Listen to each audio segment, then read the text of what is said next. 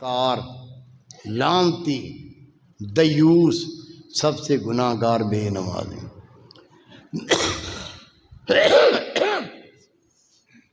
بے نمازی کی کوئی نیکی قبول نہیں۔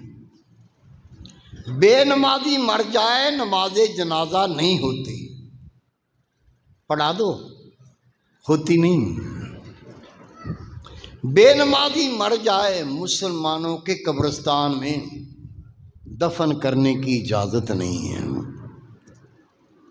اگر دفن کر دو گے اس منحوس کی وجہ سے پہلے دفن لوگوں کو بھی اللہ کا عذاب شروع ہو جاتا ہے۔ بے نمازی شادی شدہ ہو نکاح ٹوٹ جاتا ہے، بچے حرام پیدا ہوتے ہیں۔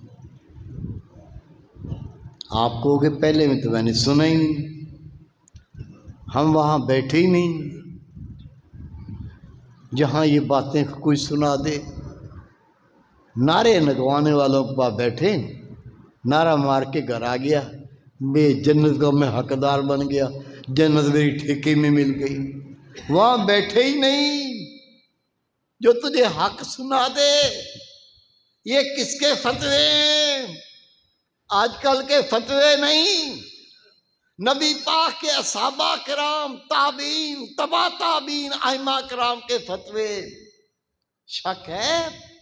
آ جاؤ میرے پاس، میں دکھا دیتا ہوں، میں رکھتا ہوں اپنے پاس، دکھا دوں گا آپ کو۔ مان، اب مان، مر کے مانا کسی کام کا نہیں ہے۔ آج مان، جو وقت گزر گیا وہ گزر گیا، واپس نہیں آئے گا۔ جو بچ گیا اس کو ضائع نہ کر۔ پابندی سے 5 ٹائم وضو، نماز پڑھ۔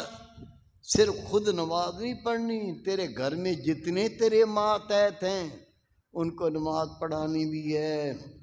اگر نہیں پڑھائی، بیوی اپنے شوہر کا گریبان پکڑ کے گردن میں ہاتھ دے کے جہنم تر گھسیٹے گی۔ بیٹا بیٹی اپنی ماں باپ کی گردنیں پکڑ کے جہنم تر گھسیٹیں گے۔